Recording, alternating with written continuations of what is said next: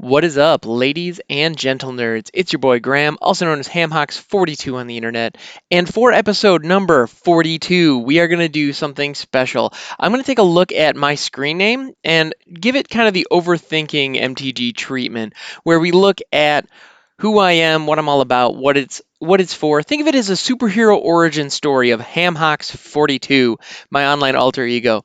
Also, if you're looking at this on YouTube, you will notice that I do have a magic card up in front of me, and this was carefully selected, and that is Ilharg the Raze Boar. With any additional time, I'll for sure touch on this guy because, well, he's my favorite pig that is currently in the game, and with good reason that we will no doubt get into. So, HamHocks42, my screen name. So twitch.tv/HamHocks42. You can also see me on Discord under the same name, and I even have the Twitter account at Hocks42, although I almost never actually post over there.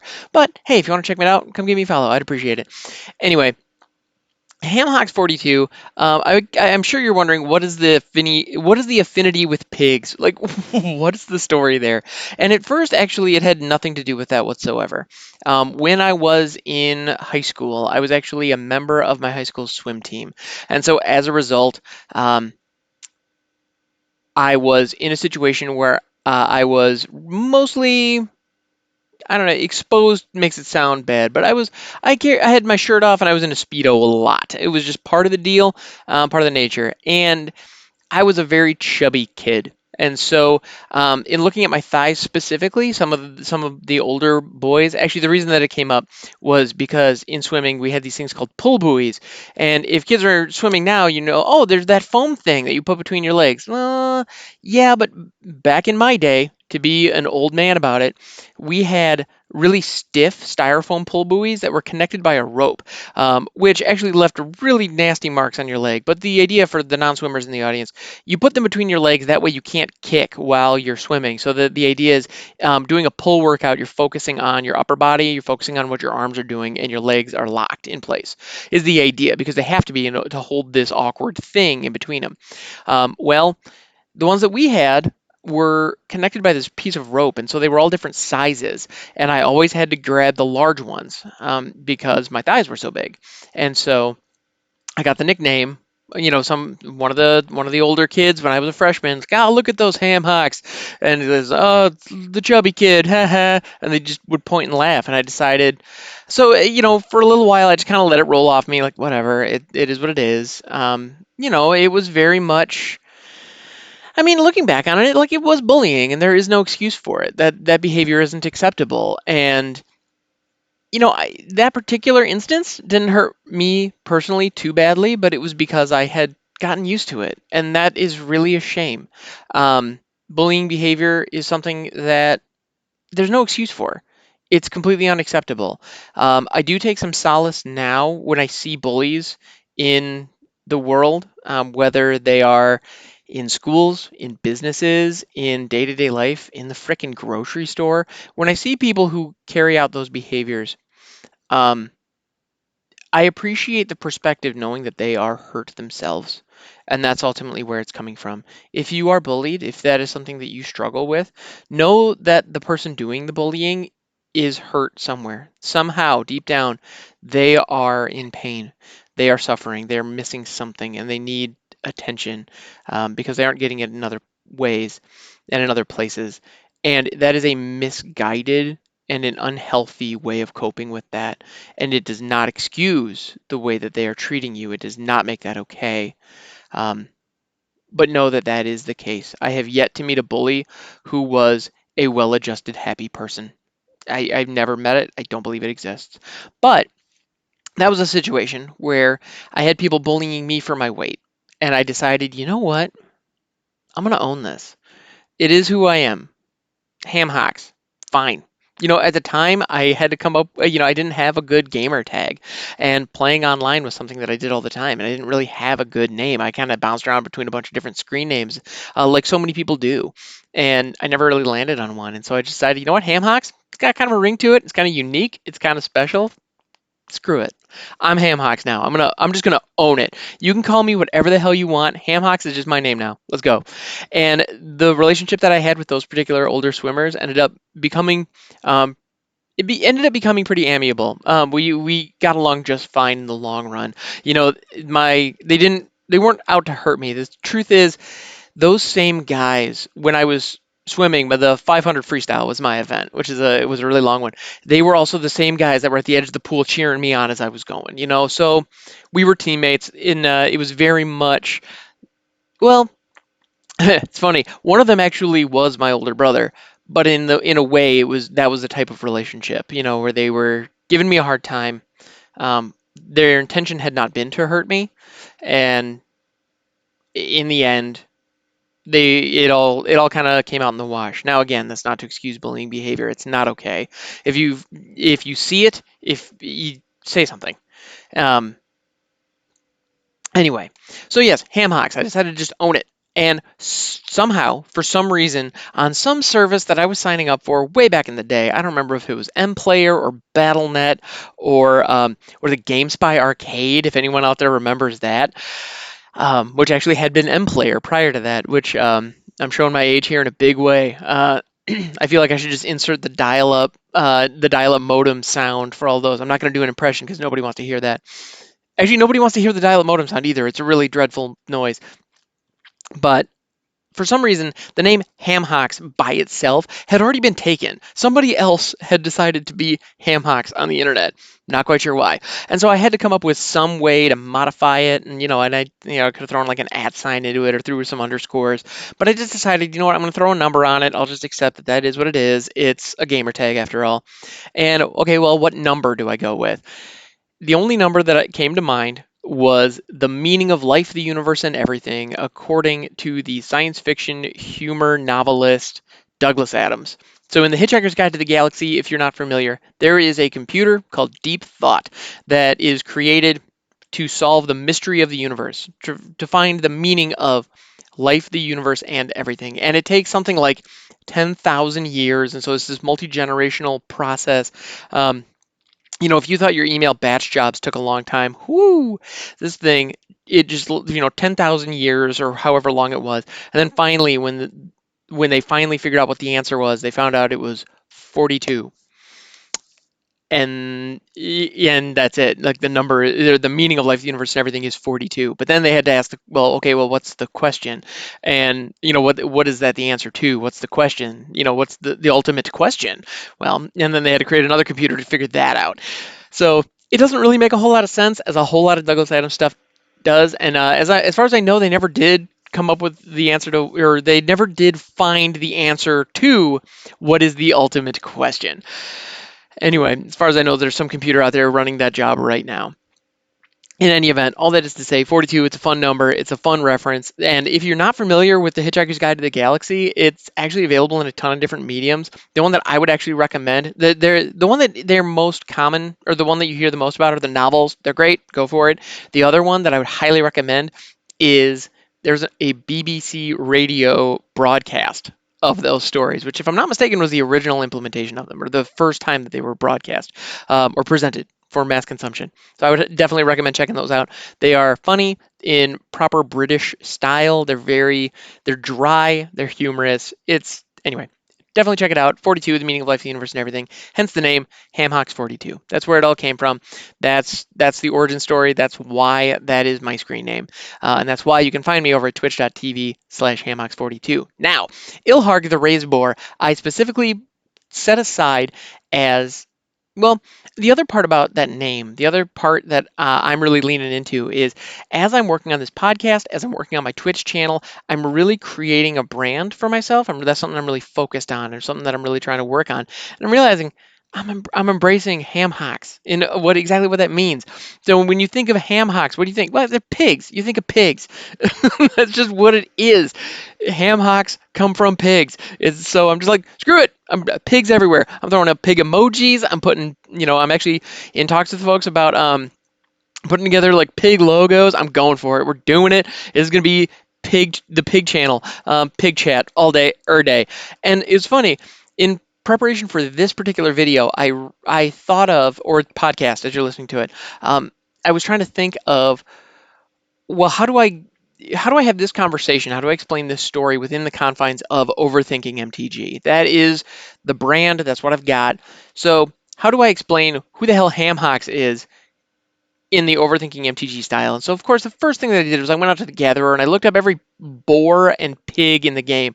And incidentally, there is one card in all of the game that has the word pig on it. Is a card called Zodiac Pig. It's so bizarre. It's from Portal 3 Kingdoms. I'd highly recommend looking it up just so you can have the exact same moment I did when I looked it up. That was just, what the hell is this?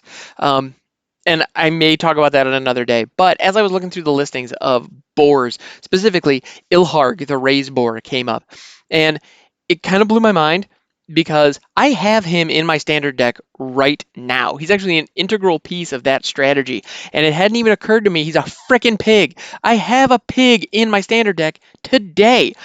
And the moment I saw that, I was like, dude, you're on brand. It's all here. Yeah, and so I did a little bit of research. Ilharg here is the Grulls. So the Gruul is a guild on Ravnica. They are red green. They are all about destroying civilization. They are the anarchists on Ravnica, and they believe that in the end times, according to or as they see it, Ilharg the Raze Boar will rise up and lay waste to the entire plane of Ravnica. The entire city, as we know it, will be completely destroyed under Ilharg's hoofbeats. And of course, I read that and was like, holy crap, that is freaking metal. I am in. I love this guy. So I didn't really know the lore behind him. I just knew his abilities. And the card is bonkers. It's so good. It is like beyond good. It has no business being this good.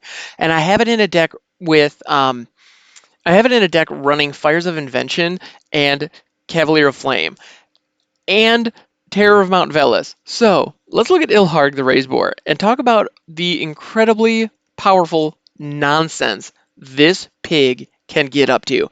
So, I mean, and if he's an apocalyptic pig, it kind of makes sense that he's this badass. So he is a 6/6 for 5 with trample. We can stop there, and this is already a phenomenal value. Just a 6/6 with trample for 5. Those kind of stats you don't see. Like that doesn't, well, I mean, power creep's a thing, so you see a little bit nowadays, but that is incredibly good. If you think of the standard power toughness ratio versus mana cost, just a 6/6 for 5 alone is very, very good value. Then you slap trample on it too. Whew, sweet, this is all good. But it gets better, strap in. Whenever Ilharg the Raze Boar attacks, you may put a creature card from your hand onto the battlefield, tapped and attacking, and return that creature to your hand at the beginning of the next end step. And then when Ilharg the Raze Boar dies or is put into exile from the battlefield, you may put it into its owner's library third from the top. Get out of town. It's just so freaking good. So the things that you can do with this are just bananas, bonkers crazy. So when it swings, you get another creature for free swinging. Now, the one thing to keep in mind there, the creature that comes in, if it has an attack trigger, that doesn't trigger. So if you were to take something like Dracuseth, Maw of Flame, that when it attacks, it deals damage to a bunch of extra things, that trigger never happens. So you just have a 7/7 flying, you just have a 7/7 flying dragon. You still have a 7/7 flying dragon. That's not bad. It's just, not the maximum value you can get with Dracuseth. So the reason that I called out Terror of Mount Velis earlier is because the Terror of Mount Velis is a 5/5 dragon for 7, if I'm not mistaken, with a double strike. And when it enters the battlefield, all creatures you control gain double strike until end of turn. So let's just think about this for a minute. Ilharg the Raze Boar costs 5. If you don't have any shenanigans that can give him haste, which is a big ol' if, because let's be honest, in decks with him, you're going to have weird ways to give him haste. Also, he works with the new Purphoros. Just saying. Yeah. Oh, this card is just so freaking good. So if Ilharg swings, I can take the Terror of Mount Velis that is in my hand, put him down onto the battlefield, tapped and attacking. So I now have a 5/5 flyer flying at you, and now it and Ilharg, plus whatever else I have, now has double strike. So Ilharg is a 6/6 that you can play on turn 5. If you have no way of getting it haste, you can be swinging on turn. You can be swinging with him on turn 6. and then giving him double strike in addition to having another a 5/5 swinging in too. That is frickin' bonkers. That has no business working. Like it's insane. So then you take that and put him in a deck with Fires of Invention and Perforos and Terror of Mount Velis. Now, go with me here. This is possibly the greatest turn 5 that you can do in the current standard. As I'm recording this, Theros Beyond Death has just come out, and we are waiting for spoilers on Ikoria. So I have no idea what kind of additional nonsense we can add to this mix here in a minute, but just go with me here. So I drop Fires of Invention on turn 4, and let's say I hit like a Storm's Wrath or a Ritual of Flood, something to wipe the board, so the board is completely empty. So my opponent gets to go. They get their turn 5 or turn 6, depending on who went first.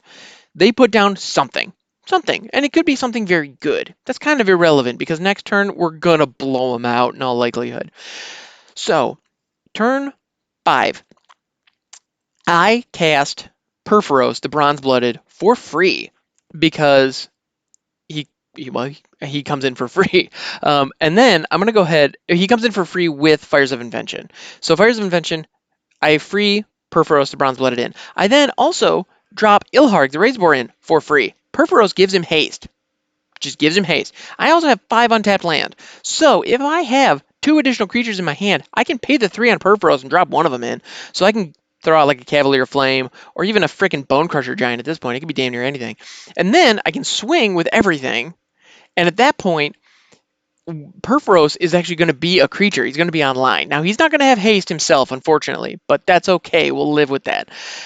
So then we swing with everything. Ilharg drops. Actually, go with me on this. Perfect situation. Absolute perfect hand. I'm going to go ahead and dial it back just to give you an idea of just how incredibly bonkers this has the potential of being. So, turn 5. Fires of Invention is already down. Perforos, Ilharg. Ba-boom. Those are my 2 spells for the turn. I then pay 3, drop a Cavalier of Flame.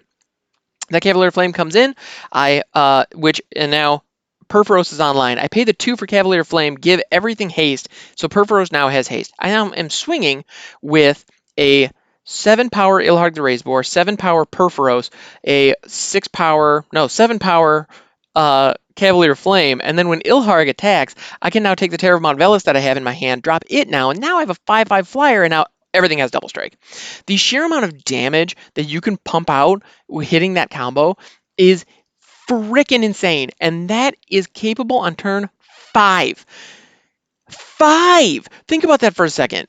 Like, just, it's so good. And my deck, you better believe, is built to do exactly that. Because holy crap. Now, if you want to see that combo in action, and I have popped it off a couple of times, come on out over to my Twitch channel. Twitch.tv/HamHocks42. You can watch me use my Grixis Fires deck to build out that combo and blow up in people's faces super freaking hard. And the other great thing about that is, because you're using 2 different haste enablers in Perforos and the Cavalier of Flames, then you also have the added bonus of cheating stuff in with Ilharg as well as Perforos. There are a million different combinations of that can get you lethal on turn 5 and 6 very consistently, even if you don't have that perfect situation that I just described. But if you do have that perfect situation, holy crap, it's awesome. Just trust me, it's one of the most beautiful things you've ever seen on Arena. It's just doesn't get better. Anyway, thank you so much for hanging out. This has been a lot of fun. Thanks for kind of going with me on this journey as we kind of go away from the random card to talk about my favorite card as well as just a little bit more about me. Because I know one of the things about podcasts, I love talking with folks. I love listening to podcasts as well. I'm a huge fan. And one of the things that I know is so delightful is getting to know the host. And you can learn a lot about me and how I play Magic and how I think in the way that I break down cards, sure. But one of the things about a single person podcast like this, not having someone else to talk to, you don't get some of that back and forth, some of that informal discussion, and some of that personality really coming out. And so I was hoping to bring some of that today. If you have any feedback, if you have any questions, please let me know. Hit me up on Discord. I'm also over on Twitch. I'm there all the time. Please don't hesitate to shoot me a whisper or pop into my chat. I'd love to see you, love to hear from you. Thank you so much for stopping by, and I'll catch you next time.